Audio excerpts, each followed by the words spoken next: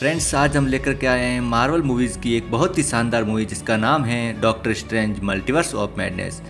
ज़्यादा टाइम को वेस्ट न करते हुए शुरू करते हैं। मूवी की शुरुआत में हम डॉक्टर स्ट्रेंज और अमेरिका चार्विस को एक मल्टी डायमेंशन वाली जगह पर देखते हैं, जहां अमेरिका चार्विस एक नाबालिग लड़की है जिसके पास एक यूनिवर्स से दूसरे यूनिवर्स में जाने के लिए पोर्टल खोलने की पावर है, लेकिन उसका अभी अपनी शक्तियों पर कंट्रोल नहीं है। इस मल्टी डायमेंशन वाली जगह पर ये लोग बुक ऑफ विसंति को लेने आए थे। इस बुक में वो मंत्र थे जिसके इस्तेमाल से किसी भी दुश्मन को हराया जा सकता था।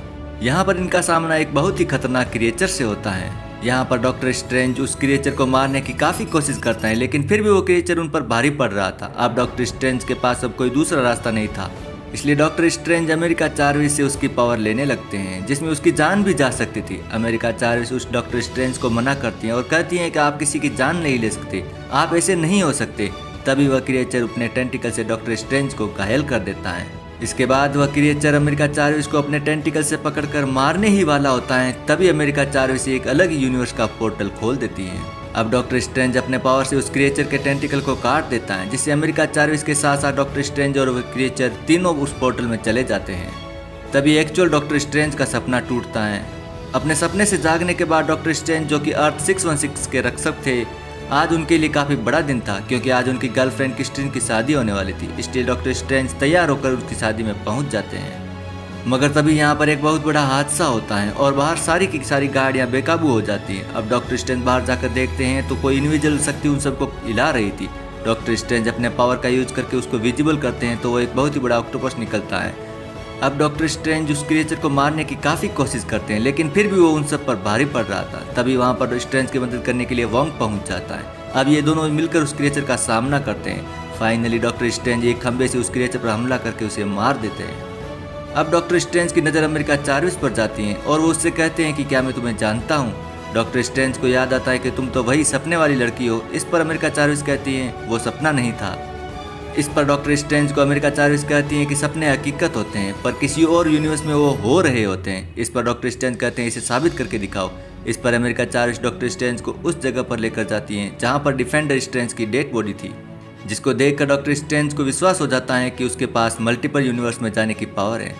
अब अमेरिका चार्विस बताती हैं कि जो क्रिएचर उनकी जान लेने आया था वह तो एक प्यादा था, असली बॉस तो कोई और है। इसके बाद डॉक्टर स्ट्रेंज डिफेंडर स्ट्रेंज की डेड बॉडी को वहीं दफनाकर वांडा की मदद के लिए उसके पास जाता है, क्योंकि सिर्फ उसी के पास मंत्रों की पावर और मल्टी यूनिवर्स का ज्ञान था।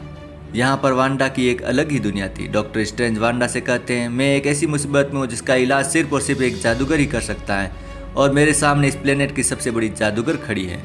इतने में ही वांडा बोल पड़ती हैं इस वक्त अमेरिका चार्विस कहाँ है। तब डॉक्टर स्ट्रेंज को एकदम से झटका लगता है कि मैंने तो वांडा को अमेरिका चार्विस का नाम बताया ही नहीं था।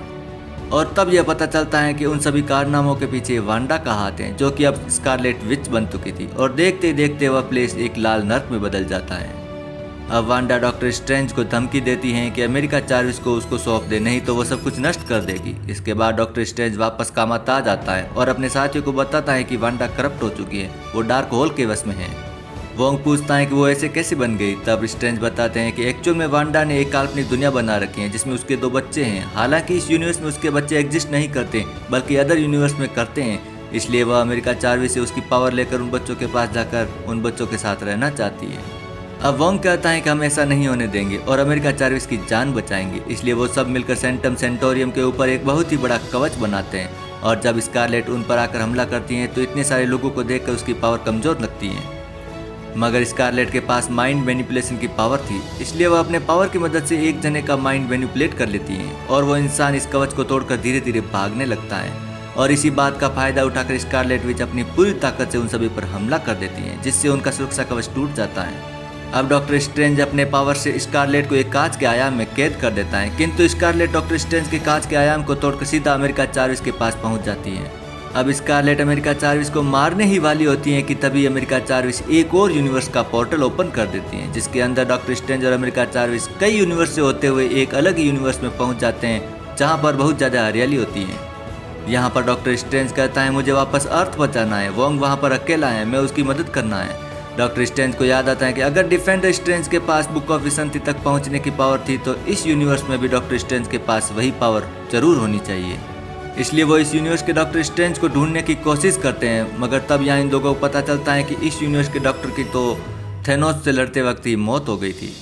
और यहाँ पर सेंटम सेंटोरियम का रखवाला मोर्डो है, जिसे देखकर डॉक्टर स्ट्रेंज को लगता है कि ये तो पिछले यूनिवर्स में मेरा दुश्मन था, मगर इस बार मोर्डो उनका अच्छा दोस्त बनकर स्वागत करता है। मोर्डो उनसे कहता है कि मैं आपकी मदद किस प्रकार कर सकता हूँ। इस पर डॉक्टर स्ट्रेंज उसको पूरा सिनेरियो समझाते हैं और कहते हैं कि हमारे पीछे स्कारलेट विच पड़ी हैं, जो अमेरिका 4 की सारी पावर को लेना चाहती हैं, ताकि वह अलग यूनिवर्स में ट्रेवल करके जहाँ पर उसके बच्चे एग्जिस्ट करते हैं वहाँ पर जाकर रह सके। मगर ये तो मोर्डो की एक चाल थी। उसने जो चाय पिलाई थी उसमें बेहोश करने की दवा थी, इसलिए स्ट्रेंज और अमेरिका 4 दोनों बेहोश हो जाते हैं। इसके बाद इन दोनों को इल्यूमिनाटी के सामने पेश किया जाता है। यह इल्यूमिनाटी 5 लोगों का एक ग्रुप था, जिसमें शामिल थे Fantastic Four, Reed Richard, blackboard, Captain Marvel और चार्ल्स जेवियर। इन सभी का कहना था कि हमारी मेन मुसीबत स्कारलेट विच नहीं बल्कि डॉक्टर स्ट्रेंज तुम खुद हो। तब डॉक्टर स्ट्रेंज पूछते हैं कि मैं तुम्हारी मुसीबत कैसे हूँ। तो ये लोग बताते हैं कि तुम्हारे पास डार्क होल आ चुका था। डार्क होल बेसिकली वो किताब थी जिसके कारण आज के दिन स्कारलेट को पावर आ चुकी थी। ये सभी हालांकि अर्थ 838 पर होते हैं, जहाँ पर ये सभी लोग डॉक्टर स्ट्रेंज को ही एविल समझ रहे थे। वहीं दूसरी तरफ स्कारलेट अर्थ 616 पर एक मैजिक कर रही थी। इस मैजिक से वह अपनी सोल को दूसरे यूनिवर्स में भेज सकती थी, जिससे उस यूनिवर्स की वांडा को कंट्रोल किया जा सके।